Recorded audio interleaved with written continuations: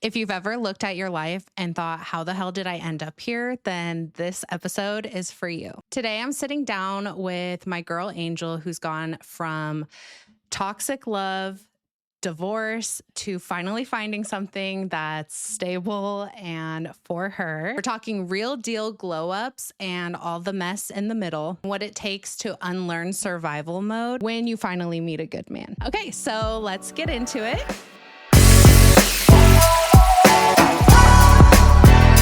Welcome back to another episode of Chaos, all the chaos of beautiful life. Welcome, Angel. Thank you. Hello. I'm so happy to be here. I'm so glad you're here. Before we dive into your current relationship with Trevor and all the amazing things in your life right now, I really want to take it back to where your dating journey started.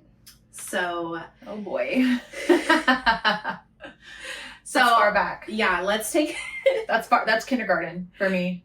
Oh my God. I've always been boy crazy. Always had boyfriends since day one. Okay, yeah. So let's start there. What did love and relationships look like for you growing up? So I am very fortunate. My parents actually just celebrated their 43rd wedding anniversary a week ago.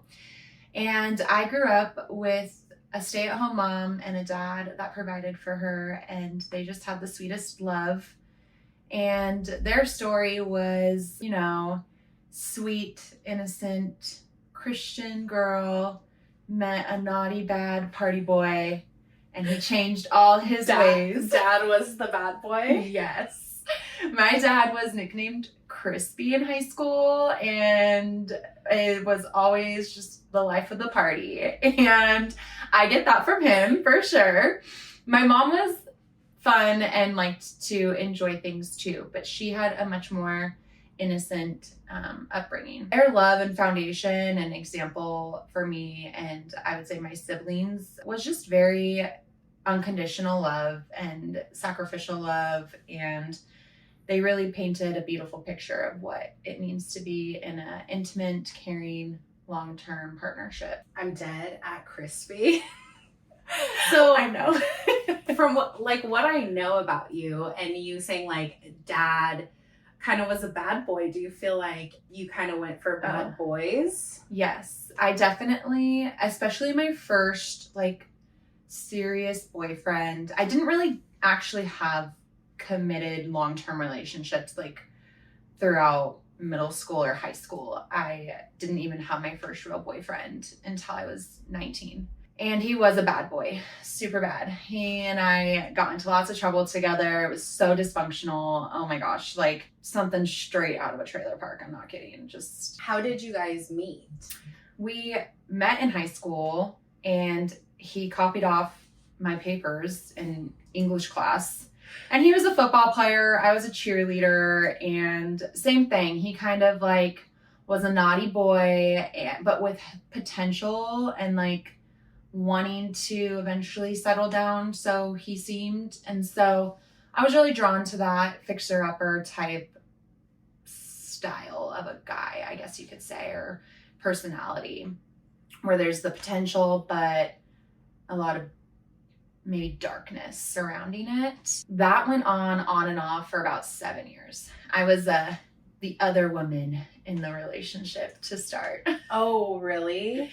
Was that a red flag to you at the time? I mean, you said you were 19, but what were your thoughts? At that time I was a senior in high school. And I think part of me just liked that I was being chosen over someone in a sense. I was just really immature and didn't really have a great conscience at that point, I would say. And I was more concerned about getting the guy, having the relationship that I envisioned with him, rather than who was getting hurt in the process. But then it was a continual cycle. It was a total pattern. He would date me for a little bit and then go back to her, and would be dating both of us at the same time. Me and her even linked up and would talk about sometimes we would be is he talking to you? Because he's also talking to me. Were you guys friends at all? Or how is that dynamic? We're friendly now. We were not necessarily friends at the beginning. we kind of like developed a friendship, almost like a survival friendship throughout it. And at the end of my relationship with him, I actually moved to the West Side in a sense to like escape the lifestyle that I had developed with him. And interestingly enough, she also moved to the West Side.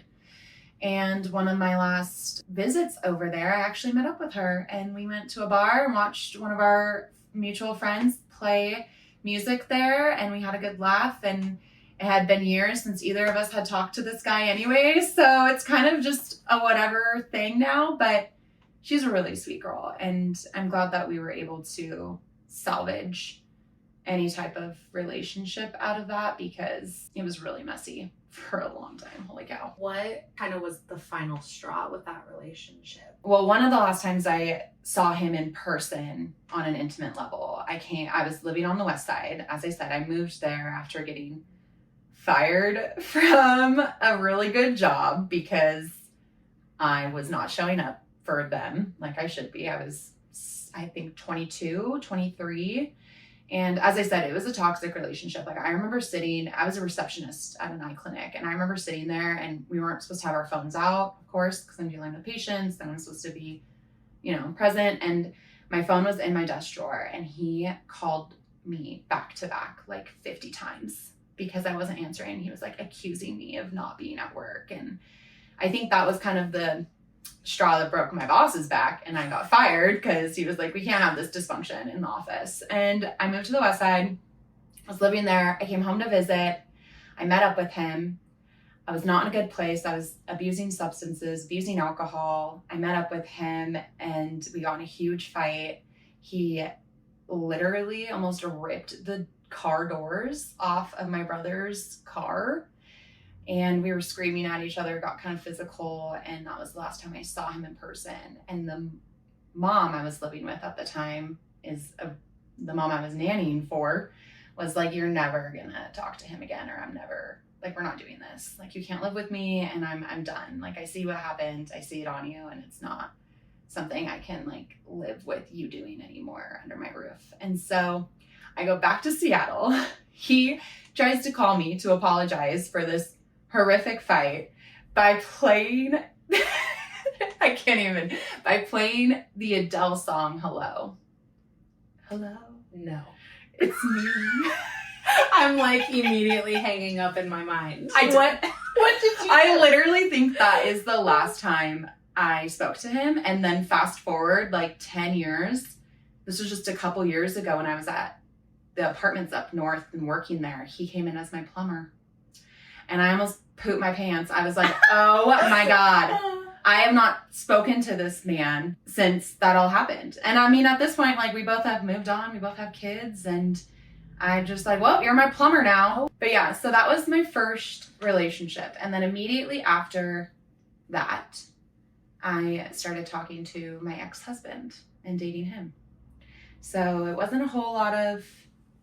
When you say like immediately after, like, what's the timeline look like? Like literally, I think at that point, it had to have only been like a couple months.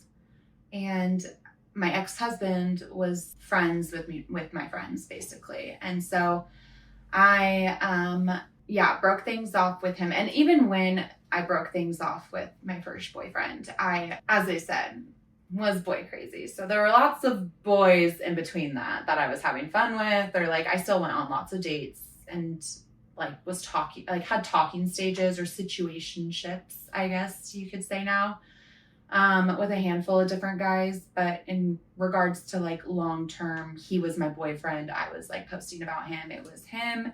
And then I met my ex-husband and started dating him.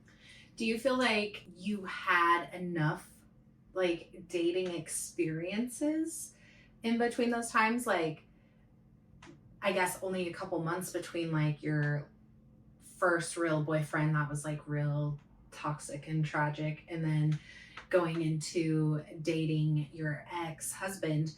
Was it a good amount?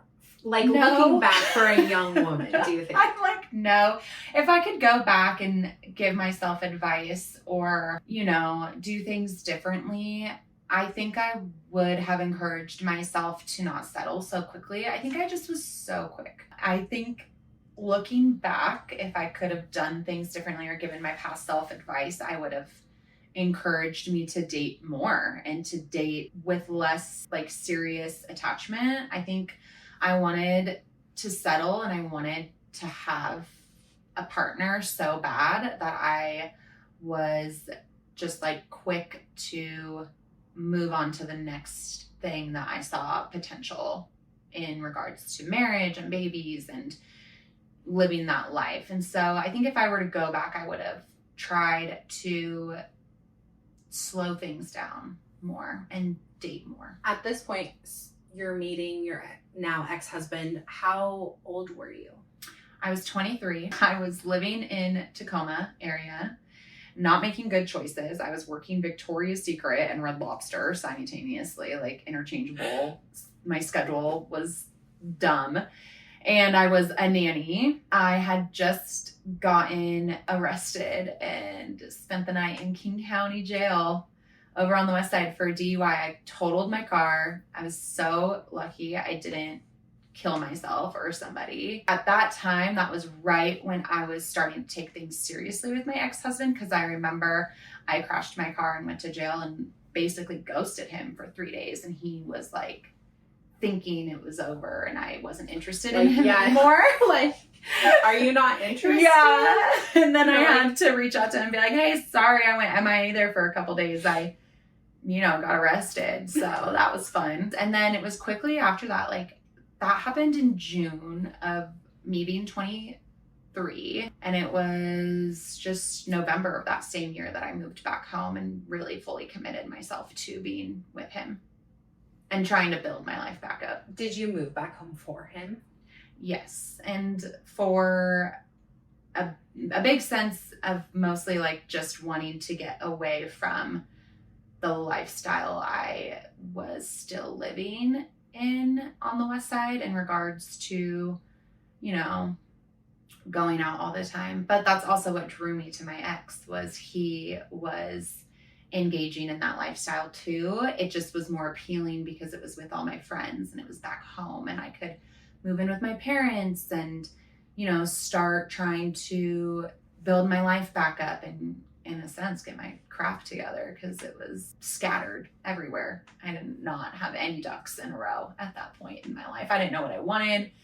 I was really lost. So in the early days of like your relationship with your ex-husband, what was it like? Like, what were the feelings that you were having? Oh gosh. I definitely thought he was really funny. He had a very deep, connection with his mom and niece and nephew, and I was attracted to that in the sense of he was like their provider and caring for them and involved. And the early days were trashy, to say the least. I mean, I was trashy in that stage in my life. I didn't care if I was, making out with him on a dog bed in a basement. Ugh.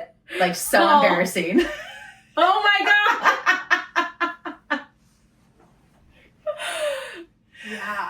Yeah. So Oh the early days were rough, and there was he was fun though. We did fun things and had fun together. But when I moved home too at that time, that was when I got my job. I moved back and was still working at Victoria's Secret.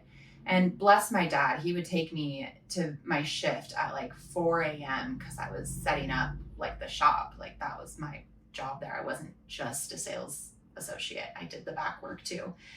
So I was working there, but then I got a job working as a leasing agent for an apartment complex. And that was when I started to kind of relook at my life and be like, oh, this is a real job, a 9-to-5. I am dating this guy. We talk about marriage. We talk about wanting a life together. And I think I should start to slow down. And the partying did not necessarily slow down. I was more picky choosy, I would say, but Like I wouldn't go out on weeknights as much. I know. I was like, as much. It'd be like a low key party. Yes. Be home by 10. Might be a little hungover the next day. But then I also took full advantage. Like I worked alone on Saturdays and Sundays at the office. And I remember I would go out and I would be so hungover the next day. I was barely functioning. And honestly, that continued on for probably a year until I got proposed to, because we moved quickly. We started dating in 2016. He proposed to me in 2017. And then we got married in 2018. And then I got pregnant in 2019. And I gave birth in 2020. We separated in 2021. We were divorced by 2022. So yeah, I mean, when you just... I'm like, really, year after year. year, and I think that's what it was. I think year after year, I was growing. And things that I thought were going to be with me throughout were not growing with me. So when you're thinking back to like the marriage with your ex, what were some of the red flags that you ignored while dating? Oh, gosh. I would say they weren't even things that I necessarily ignored. I think they were things that I tried my best at that time in my life to address. And I wanted to give him the opportunity to grow with me, because most of it was just like mental health stuff, you know, like what's serving you right now? What's serving us? And are these things like helping us be better, or are they, you know, hindering us? You know, his relationship with his mom, in my opinion, was dysfunctional, and a lot of his relationships were dysfunctional, you know, codependent, and a lot of my relationships were dysfunctional. I didn't know how to have healthy relationships at that time. I feel like I was really self-serving and just wanting to do what was best for me. And I would say it wasn't until I got pregnant and was actually sober for real that a lot of things clicked for me. And I struggled a lot. I remember at one point being pregnant and just like having a total meltdown and realizing like, this isn't gonna work. He's not changing and he's not capable of it. I'm noticing these are things that are so ingrained in him that he won't grow from, that it would probably be better if I didn't stick around to see him continuously do the same patterns of self-destruction. In a sense, there was a lot of like financial issues, I would say, and I don't want that to come across as like, oh, money matters, but I think like what you spend your money on and how you spend your money and your relationship with money and how you view it can really affect the rest of how you live your life. Well, I mean, I think there's a reason people say that finances are one of the top 3 things that people get divorced over, because I mean, it does say a lot. It says a lot about how you value your family. If you're spending money in places you shouldn't be, or not consulting your wife, it's about trust. Yeah. It's about like, it's just so many things. Yeah, I felt like that was a huge issue. There was also at that point too in my pregnancy, I feel like I started deepening my spiritual, you know, or views, I guess. I was feeling very convicted. I was feeling confused and like I panicked a little bit. It was like I made the wrong choice. And at that point too, we also started working together in a sense. I was managing an apartment complex and he was hired on to do the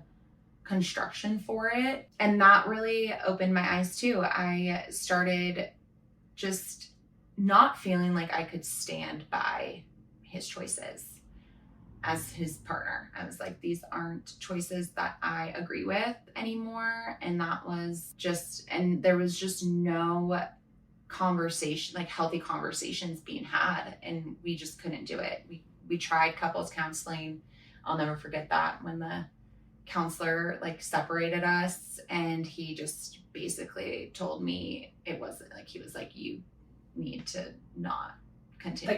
The counselor did? Yeah, he basically was like, I know divorce is the last thing that you want because of how you were raised or your religious beliefs or whatever, but that's what is gonna need to happen because there's no willingness to change, it seems like. And that was, very devastating for me. I was young and had a new baby, and I had just watched a sister go through a divorce, and I was like, great, I guess I'll just, be the other one, because what is it? 4 out of 5 marriages end in divorce, and there's 5 of us kids. So I was like, well, my brother did it, my sister did it, I guess I'm the third one in the mix. Yeah. You're like, okay, I guess I'll just be a statistic. Yeah, exactly. But it was not at all what I envisioned when I got married. And I was really hopeful that things that a corner would be turned. I think mental health was a huge issue. And when those issues don't get addressed, when you're not aligned yourself, mind, body, spirit, you can't be aligned in a relationship, mind, body, spirit. I think you need to have that dialed in before you can offer yourself to someone. I'm curious because I've thought a lot about this now as a mom. I wasn't a young mom, so I feel like I kind of messed up a lot of my relationships along the way. But looking back, if somebody would have told you, like, are you sure you want to have kids with this person? What would have your answer have been? Oh, that's hard. Because if anything, the best thing that came out of my relationship with him is my son. And I think looking back, it was like super clear that we were not people that should have had a kid together because we weren't aligned. Yeah. And it's just one of those things where, like, to be honest, I feel like he wasn't taking care of himself. Like, as I said, mind, body, spirit. And I was starting to want to, and I was more like keen on it or aware of it and wanting to implement those changes. If I could go back, I wouldn't have done it any different, because getting pregnant with him and having a baby with him was the ultimate, like, that was when I feel like I really hit rock bottom and finally had something else to live for. Yeah. And a lot of mistakes have been made since having a kid too. I mean, no one's perfect, but I'm a much better person because of what I experienced. And I honestly believe that he's a better person or a better version of himself too. Even if we're not doing it together, even if we still have, disagreements and we don't see eye to eye, we don't even like communicate well, it's still a struggle and we still have a lot of court stuff going on. But ultimately, I think we both benefit from having our son in our life. And I wouldn't necessarily change that going back, even if I could. I have such mixed feelings on that topic too, because I think when my daughters get older, I just so badly want them to realize, like, how hard it is when you don't pick the right person to have kids with. Like, oh, absolutely. It's such a nightmare and just so not what you envision for yourself when you're younger. The worst. It is the absolute worst thing, is like having children with the wrong person. And I think the other hard part for me is also, I really believe that what kind of kept drawing me back to some of these toxic relationships that I was in with my exes that resulted in my 2 babies were that they were always supposed to be here. It was almost like fate. So I really believe like they were always supposed to be. But I also am like, it didn't have to be that hard. It didn't have to be this difficult. Yeah. Could have been a little easier. No, I totally get that. And I honestly, it really is so hard, as you said. Like, thinking of my son being older and having a child with someone too, it's like scary the other way, because I've seen with my boyfriend how it played out for him having a baby with the wrong person too. And he just got full custody and has had his daughter to himself. And I'm like, I see that. And sometimes I'm so insanely jealous of it. I'm just like, I wish it was just me and my son and I had full control and I had a full say, and I was, just more in charge. But through this process, it's humbled me a lot. It's taught me something most parents don't have to experience until much later, and that is letting go of the control, because you have this child and you do say what they can and can't do for so long, but then eventually they get to an age where they want to go stay the night at a friend's house and you don't know what they're doing. And that's for sure. I know. And I think that fear for parents, I have had to accept and deal with at a much younger age and much sooner in my child's development. And I think it's just taught me so much. And I'm thankful for that, as much as it is a struggle or not ideal or not what I wanted. It's I think what I needed. So I'm taking that and trying to accept it every day. I know when you say that, so much of me is like, I don't like it. That's I know. Like, that's like what's going on in my head. I don't say like it with disgust on my face. Yes. But yeah, I mean, that's a tough thing to have to learn. And I think that's what it's like. How do you tell a 20-something-year-old woman who's madly in love and thinks they're going to marry this man and have children with this man, and like you have a whole life and he proposed, like how do you tell that woman or that young girl, like it's not what you think it's going to be? Like if you guys get divorced, like especially moving, like you said, so fast, you don't have enough time to really know who that person is, because they're still growing and changing. Yes. And I think that's why I stuck it out maybe longer, because I had this story that my dad changed. My dad quit cold turkey. He gave his life to Jesus. He did what I think I kept dreaming or hoping my man was going to do for me. And in a sense, I wanted to be worth it.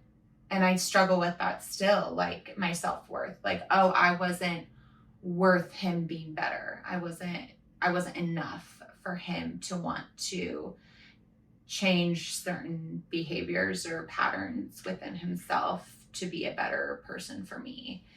I definitely have gone through therapy. I mean, I've been to therapy so many different times for so many different reasons. You're like, I love therapy. Yes.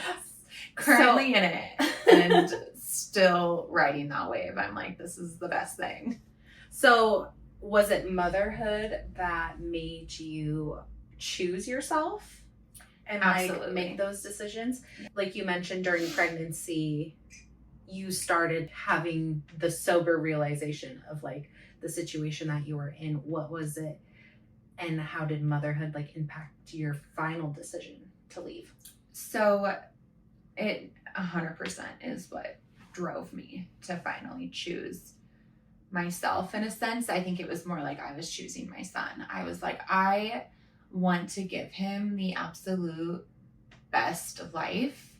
I was raised with a mom that made my life magic and a dad that supported her to be able to create that for us.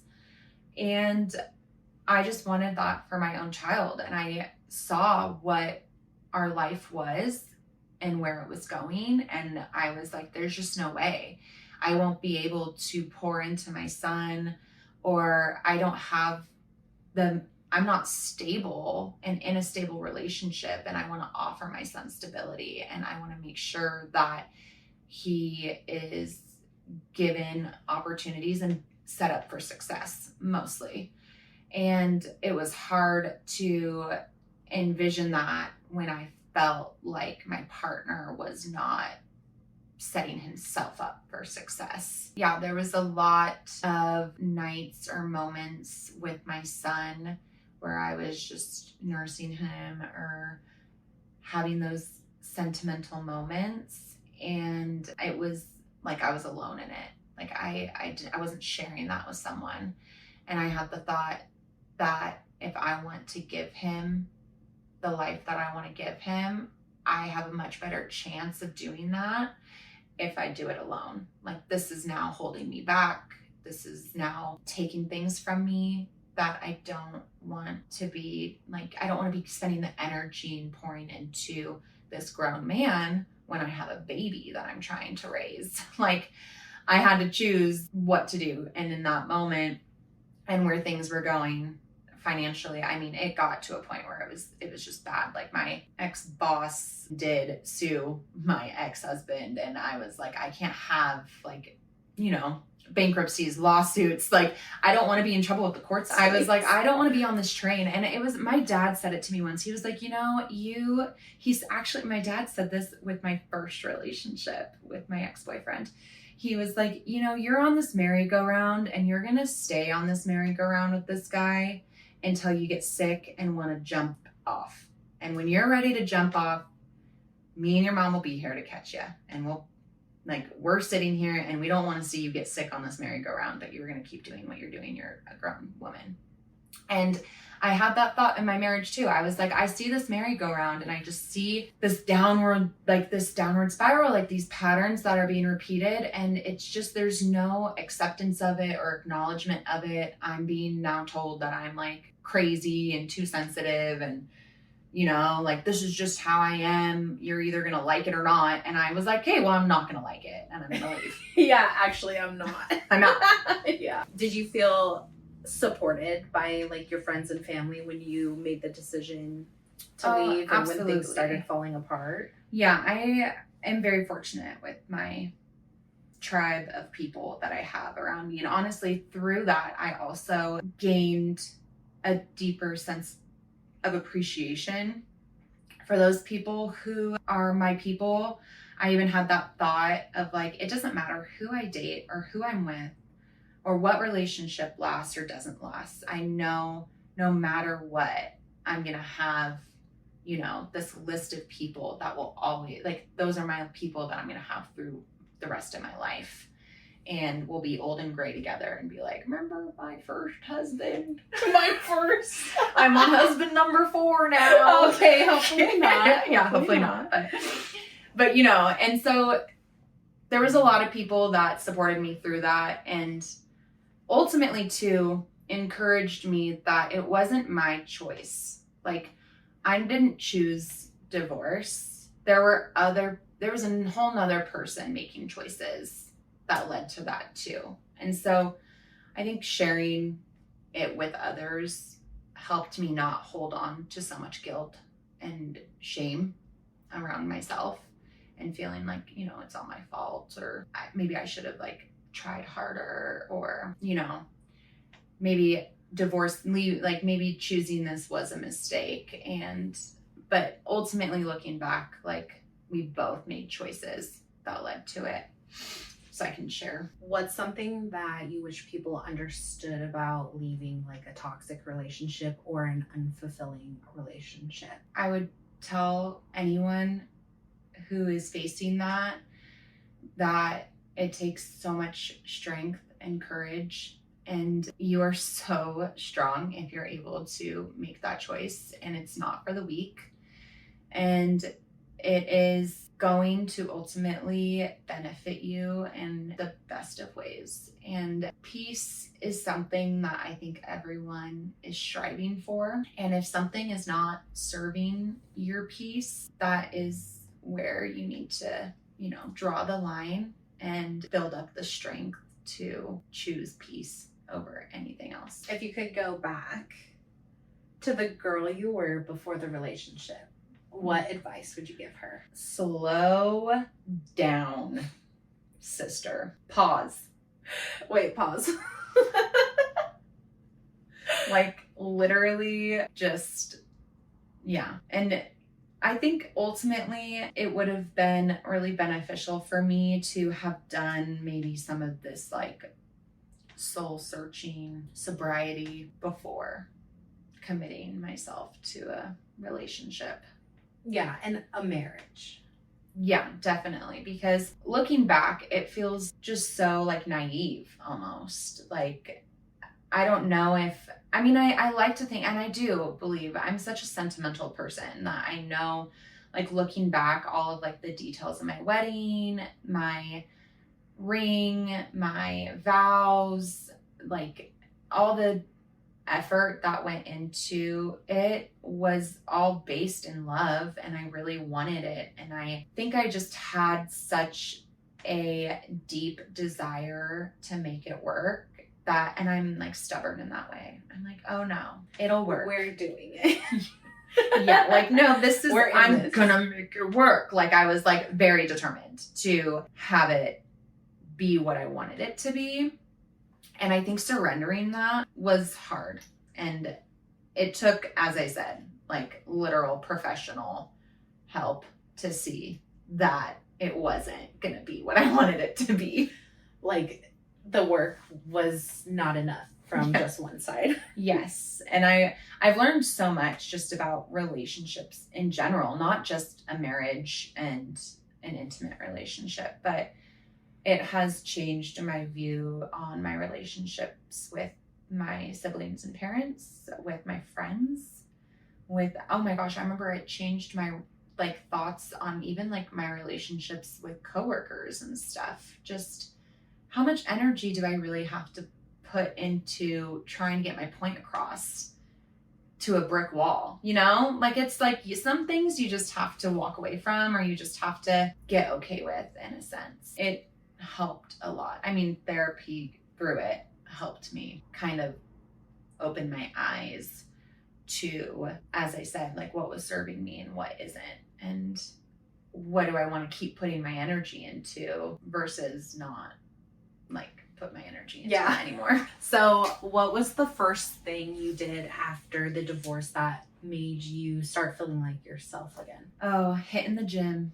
I will never forget that. I had never been an avid like gym person. I liked to look good. I remember us trying to work out at the gym at the apartment that you worked at. Yes. And it would be like, do you want to go to the gym? And you're like, I guess. No, so you're like, not today. I was like, I don't want to just go to the gym. You know what I wanted to do? I wanted to neglect my health and have the fast metabolism of a 23-year-old that resulted in me being 130 pounds for so long until I hit 25. And then I was like, oh no. Oh no. All the alcohol and carbs are catching up to me. Alcohol will do it to you.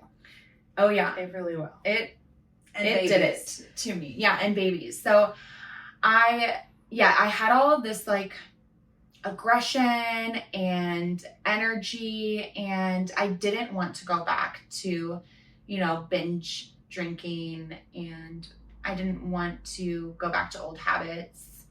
And one of my good friends, Jossie, was going to the gym pretty routinely, and she invited me to go with her. And so I just started going when I didn't have my son. And she taught me like what she did. And then I just felt really good. I was like, this makes me feel good. And this makes me feel like I'm able to get emotions out. And I felt very like clear-minded when I would leave. And it just opened up a whole like part of my brain, I feel like, that I was sleeping on. Like, I didn't even like think about working out or being healthy and how much that could change my life. And it literally is crazy to me looking back. And now I'm like, I can't even imagine like not having the gym as an outlet or an opportunity to go release some of my pent up emotions in that way. Like, I think I just never thought of it that way. And then I started doing it and I was like, oh yeah, this is working. It was like a chore, not like a benefit. Yes. And I didn't know what I was doing for so long. And then I don't know, like, thank God for Jossie and what she showed me. And then I was able to, hop on the train. It was like, as soon as I started going to the gym, all of a sudden my feed was all of these different things to do. And I started researching it and, putting more energy into figuring out like what worked for me, what I liked, what I didn't like. And it's still something that I am researching continuously, like finding what I like. Yoga was another one that I'm like super committed to in a sense. Like, I don't think I'll ever stop trying to get yoga into my routine because I've never been a graceful or like coordinated person. And I have never, like, again, mind, body, spirit in a sense, like thought that my brain could control so much of my body. If you just think about what part of your body or what muscle you're trying to work on, like focusing, I think that's it. Like the focus was never there for me for a lot of things. And then I just started to dive more into that and try to challenge myself more. How long was it before you started dating again? Oh gosh. Well, through the separation, I had a lot of flings, so to say. I was situationships back.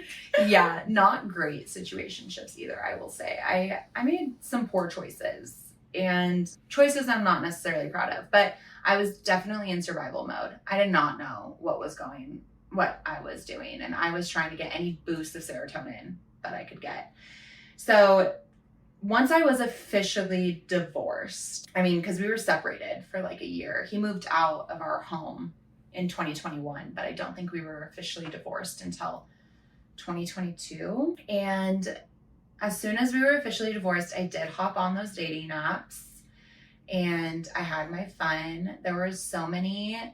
I have so many stories about Hinge dates. Oh my God. Give us one. Okay. The best one, I would have to say, the funniest one to me. I started talking to this guy and we made plans to meet up for lunch. And I was like, okay, like I'm a mom. Like I wasn't shy about being a mom. Mamacita. Yes, mamacita, mommy. And so I was like, I'm getting a babysitter for this, so you better be down with it. Like I'm not gonna get a sitter and get stood up, right? And he's like, no.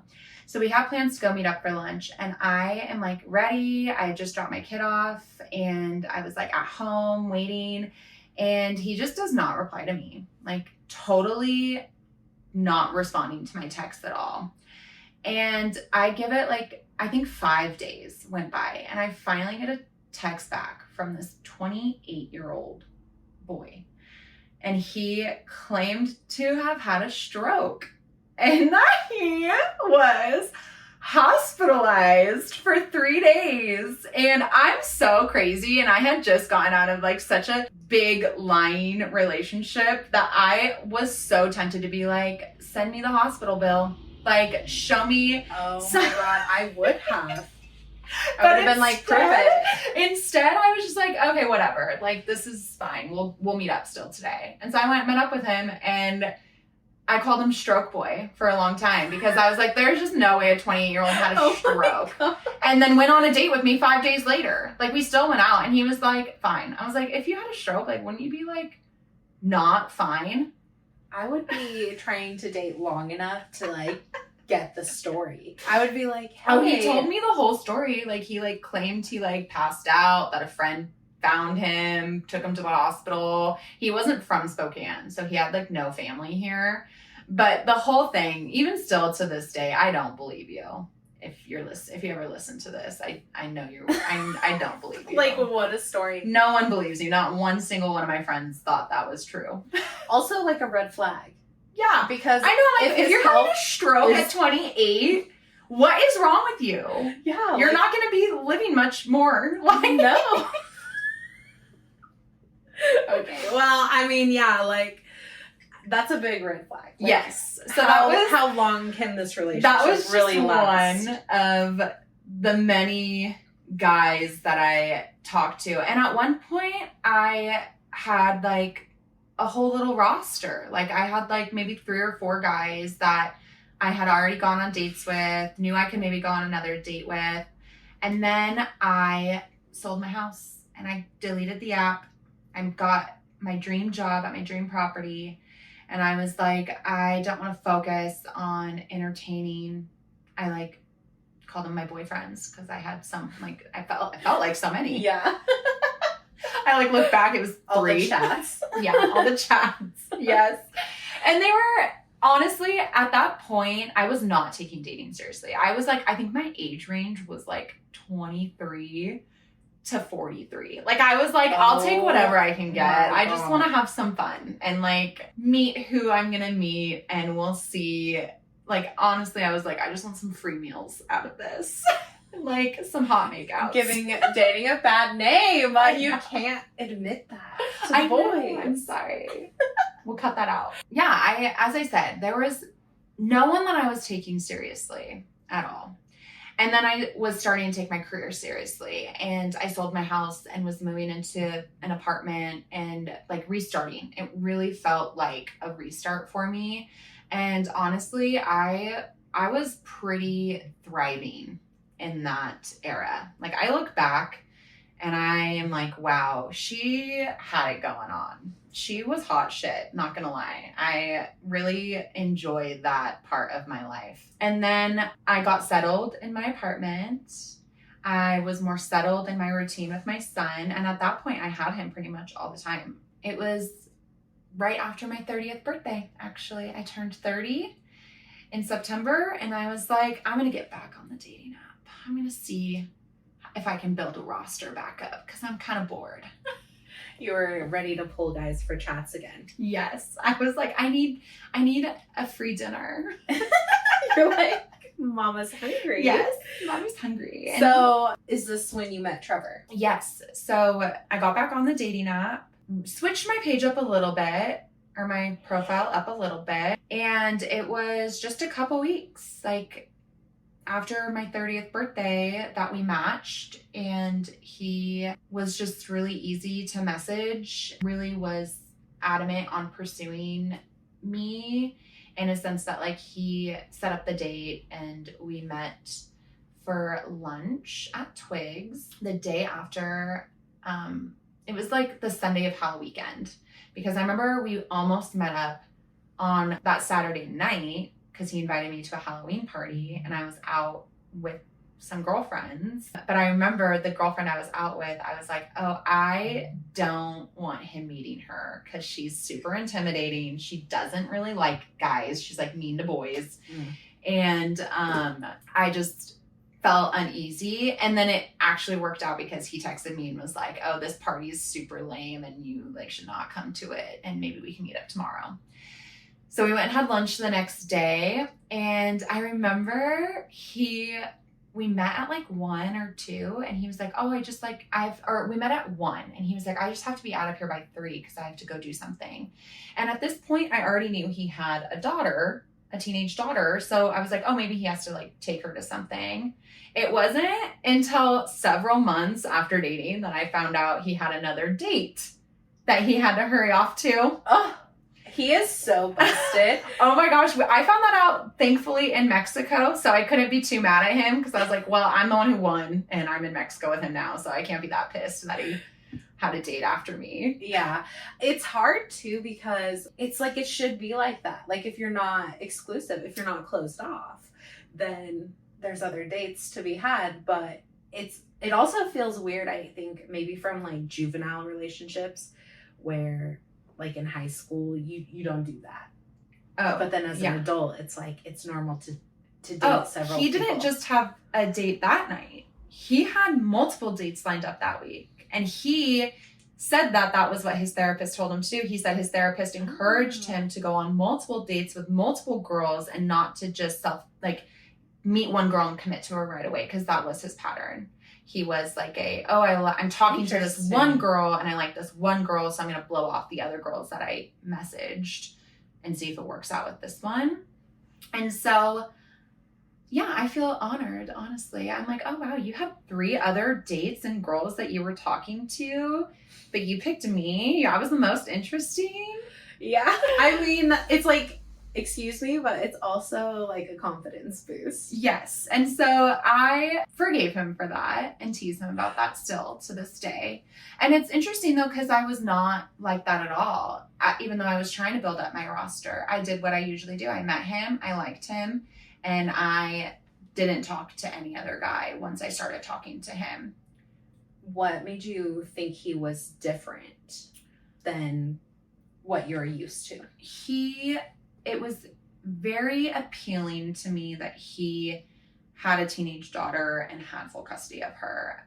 In my mind, that made me feel like he had to have his, life together to some capacity. I also really loved that he owned his own business for multiple years. It's not like he just started a business and he's not doing a startup looking for money. No, he was like, very well established. He was really easy to get along with in regards to he liked to talk a lot and about things that I liked to talk about. And I was really drawn to a lot of things about him. But I also was what's the word I'm looking for? Not resentful, but had my guard up, I would say. At the start of our relationship, it was very golden retriever boyfriend, black cat girlfriend. And I am not usually that way. I'm very lovey-dovey. But I held off on that. That was going to be something I was going to ask was did you find yourself reverting back to toxic behaviors in the beginning?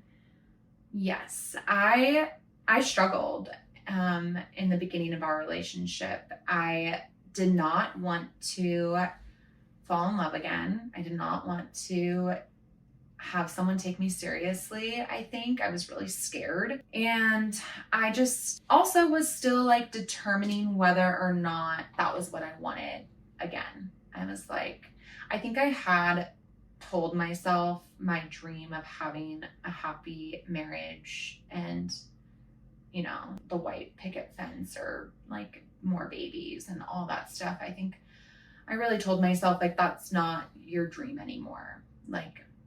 Now you're just going to be a single mom that is a baddie. Yeah. And she's hot and, does pays for her own Botox and goes to her, pays for her own girls trips. And I was really adamant to be that independent boss bee. Well, it's plan B now. Yeah, exactly. You tried plan A and it didn't work. So it's you go straight into plan B. Yes. Not thinking there could be an iteration. Yes. Of plan A, maybe. Yeah. And I met Trevor and I knew what he was into. He was into traveling. He was into his business. He was living his best life. And I was drawn to that because I was yes, we can do this independently together. But then he did not want to do it independently. He was whoa, no. I have never been married and I dream of having a marriage. And he's and I dream of having a partnership where it's healthy and works out. And the more he talked about it, the more I was softening. And so it was one of those things where I feel he put the Riz on. He did. He put the Riz on. He was so smooth with it too. He was, oh my gosh, and he'll say this, he's admitted to this. The love bombing was in full effect. Did you recognize love bombing? Yes, but I loved it because who doesn't? I'm oh, the love bombing. He's so obsessed with me. It's so weird, but also he should be. Low-key, I feel there should be a healthy level of love bombing. Yeah. At least in the very beginning. Yes. Scientifically. The infatuation, the honeymoon phase. Yes. It was, and he was excessive with it. And he has admitted to that. And that has been a struggle now later in the relationship because I'm wait, the black cat has gone away and now I'm a golden retriever. And I'm like, I want all the attention. Right. Give me all the attention and love. And now I'm like, ew, I'm cringing myself. I'm giving myself the ick. Seth and I literally just had a whole conversation about that, where one time I'll be honest, just to you guys, but not Seth. I was being a little annoying, and he goes, I'm so sick of you. And I was like, and I was so mad. I was hurt. I was like, how could you? I wouldn't talk to him. We were having an argument. And then he apologized for saying he was sick of me. And then like the other night, he's like walking down the stairs and I'm kind of teasing him. And I'm like, I'm sick of you. And he's like, what? You did not like me saying that to you. And I'm like, I know, but I'm the baby. You're like, but it's different when I say it. Yes. So very much like, yeah, I'm toxic. I get that. Yes. No, I think everyone has their ebb and flow in a relationship on who's taking the turn being the toxic one. Definitely. Well, you got to keep it a little interesting. Keep it spicy. So what would you say now it looks like being supported in a relationship from contrast? I entered this relationship being such an independent baddie, and it was a year ago. I mean, we were dating for we hard launched 3 months after knowing each other and dating.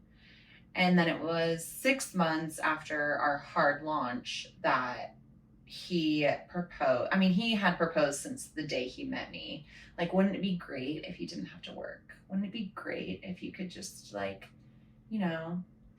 be available to me all the time, basically? Which I was like, yeah, that does sound great. Who wants to work? Yeah, that was my plan A. I know. I was like, wait a minute. Is this now an opportunity for me? And I saw it as that. I remember talking to my coworkers about it and just being like, I mean, they knew my story. They saw me go through a lot and they saw me meet him. And when I was made the first joke to them that he paid for my Botox or something. And he was like, I could just pay for everything. You could just not work. And I said something to them and they're like, you'd be so stupid not to take advantage of that. And I thought about it for a couple months, and then it was 6 months into our hard launch, I was like, okay, I'm going to do it. This is crazy and it might not work out, but I'm only young once. I might as well, if I have the opportunity to quit my job and just be a kept woman. Yes, I'm going to take it. But also you have built a career. I did. I had 8 years put into that industry. And I finally had, as I said, my dream property and potential to continue growing and moving up. And I was freaking good at what I did. I'm not going to lie. I loved it so much, but I also hated it so much because it wasn't my plan A. I felt very Jekyll and Hyde. I could love my job, but I could hate my job.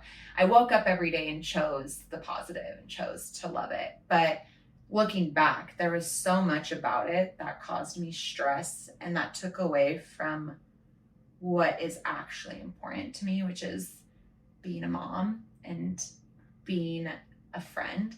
And I am just so thankful now because I do get to wake up and serve others that are meaningful to me, because I was waking up and serving others who could care less about me and who would come in and scream in my face, and yet I would have to okay, yeah, we'll fix your AC. I know.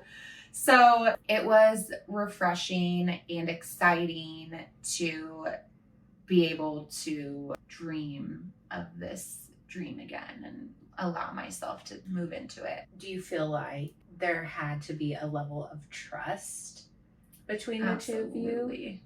Oh my gosh, absolutely. Especially with what happened with my ex. That was actually one of the things that I admired a lot about Trevor. And he heard me when I told him my insecurities or my doubts, fears, and he slowly was making sure that he was checking those boxes for me. So like the financial thing, when I like brought that up, and I brought up how I didn't ever know what my ex was spending. I didn't ever know what his collections were like. I didn't know what his credit score was, like nothing. I think it was like the next day we were laying on the couch and he had his phone open. He was like, here. And he handed me his phone and it was his Credit Karma. And then he was like, if you like go up, you can go to my bank account on the next one and you can like see what I have in my bank account. I just want you to know like that I got this. And even still throughout the relationship, he's been very open and honest about mistakes he's made with money, or, where he's doing well, where we need to cut back. And it's not always an easy conversation, but it's a conversation that he's honest with. Yeah, I haven't caught him in a lie like yet, really. He's been very forthcoming and honest. He's just genuine, I think, in that, and like who he is. And he was in therapy when I met him too, which was a big thing because my ex was so not about that. Yeah, like no one like told him like therapy was good. Like I think therapy was like frowned upon, like, oh, you're like only crazy people go to therapy, or like therapy. People who are getting divorced go to therapy, not people who are looking to stay in a marriage. Yeah. And so it was refreshing. That was like him going to therapy, him showing me his bank account and credit score, and just taking it seriously, I guess, like my concerns from my previous, or my, as I said, boxes that I had that I wanted checked off. He was adamant about making sure to prove that he could check that box off. Were you scared at all? Or like, was it a struggle for you to like receive that type of love going into like a new relationship that's obviously way more healthy? Yes. Me and him both have talked about how this is the healthiest relationship we've ever had. He had quite a number of girlfriends prior to me. Thanks to his therapist. Yes.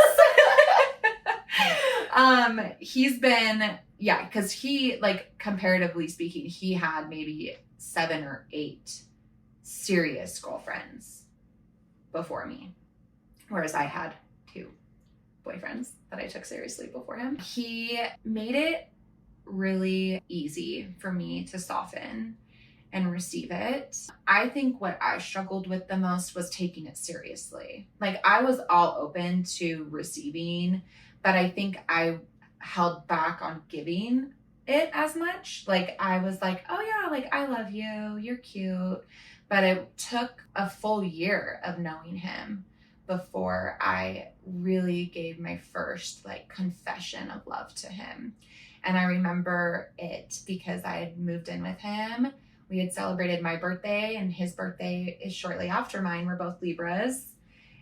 He's in October though. And so I remember being like, what do you want for your birthday? And he was like, I just want you to like write a letter and tell me what you love about me. And I think he like knew that I struggled with wanting to be more emotional and open. Yes, and vulnerable, I think. And I just was scared of looking like an idiot again. I'm like, I don't want to sit here and like confess my love and be so devoted to someone who, it's going to take advantage of me, or like not take it seriously, or not honor it and not value it. And so I held back for as long as I could, which was a year. That's a long time. Yeah, that is a long time. And then I remember I read what I wrote out loud I was going to read it out loud in front of my whole family at like his birthday dinner when we were in New Mexico. But my cousin showed up and I felt shy to say anything in front of my cousin who like I never see. And so that night in the hotel room, I read it to him privately, like right before we went to bed. And it was very intimate. It felt very special. And then when we got back home and we had our whole family over for dinner, then I read it out loud to my whole family and like let them know, oh, I really love this guy. I've been like wishy-washy about it. And I remember so many people like asking me like, do you even like him? Because I would be so like, he's so obsessed with me, but I wouldn't necessarily talk about how I was obsessed with him. And then I finally, let that final like ice around the heart thaw. Yeah. I really, in that moment, I feel like gave my heart to him and was like, okay, we're doing this. I'm living with you. I quit my job. We're here and we're doing this. And it's been a year since I quit my job and moved in with him. So we're about to celebrate my birthday and his birthday again. And I don't think he wants a love letter this year. He probably wants a fishing pole. Yeah. Probably. Do you feel like you're still healing, or are you like fully in your soft girl era now? Oh man, I don't think the healing will ever, stop. I think I am constantly going to be healing and growing and, moving through life with that idea that there's still more work to do within me. I definitely am in my soft girl era, but there are so many things that I know I still struggle with. There are things that I know I'll always struggle with. And accepting that and continuing to go through therapy and gain those tools and resources to at least like live with it is where my main focus is right now, and where I'm trying to also just set my child up with. I'm like, I want him to be able to go through life and recognize that he's not perfect, but he has like so many good things about him, and to like focus on that and to work with what's broken and not focus on what's broken and turn into that spiral. I think honestly, Disney movies have come such a long way. And two that I always think about so much, like every single freaking day, is the Inside Out movie and the Soul movie. I just watched Inside Out for the first time like the last 3 months. Girl, rocked my world. Like, it's so I was sobbing so many days. I'm like, oh my God, why is sadness in control of my dashboard? Like, get the out of there, girlfriend. I don't want you. Like, let me get joy back in there. And I just think, and like the Soul movie too, I don't know if you've seen that one, but there's a part in that movie where it's the lost souls, and it's like you repeat these lies to yourself. They say it too, the devil is a lie, And I think if you can recognize, acknowledge, and accept what lies you constantly are telling yourself, then you can continuously work on healing those. And it's never going to be something that completely goes away, but it's something that I think if you're at least in tune with, you can live a much happier life rather than letting them consume you. Okay, so add that to the watch list. Yeah, it's such a good movie. I love it. You'll cry. Probably. I sobbed like a baby. Well, thank you so much for sharing your story today and being so unfiltered. Where can people find you if they want to stay connected with you or keep up with your chaos? Yeah, I have a TikTok and I'm trying to get more active on that.